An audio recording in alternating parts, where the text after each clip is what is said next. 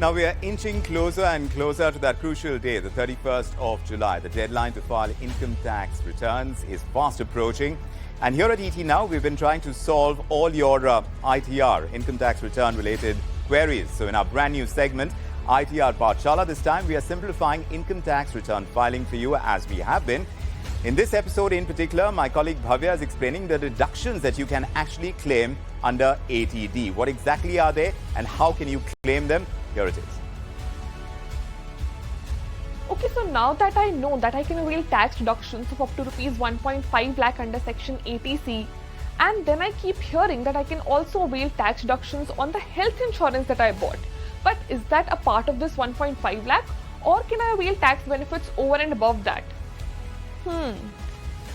Well, so looks like that besides section ATC instruments such as equity-linked savings schemes, tax-saver fixed deposits and employees' provident fund contributions, section ATD too is a highly popular avenue for reducing your tax burden. Now let's take a look at how can you use it to reduce your tax liability. Well, the number one way is to buy a health insurance premium and pay for yourself, your spouse and kids. Section ATD offers tax deductions of up to rupees 25,000 on health insurance premiums paid for self, spouse and children. This is the maximum deduction you can claim under this section if you are under 60 years of age. The next point to remember is pay parents' premium and claim higher deductions.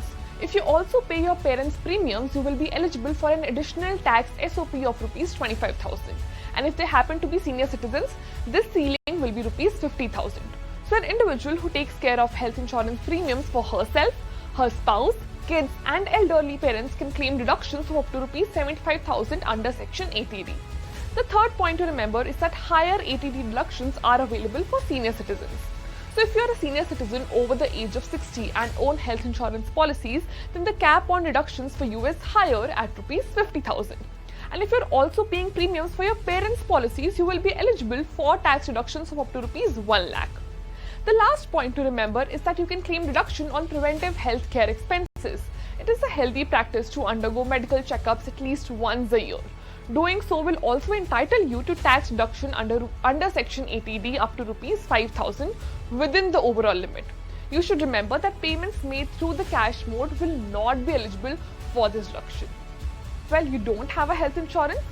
Don't worry, because you can still avail tax benefits on the medical expenses. The tax benefits under this section are not confined to health insurance premiums.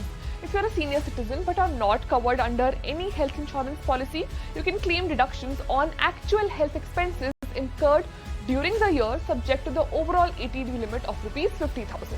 And if your children are paying for these expenses, they can claim these spends as deductions from their taxable income.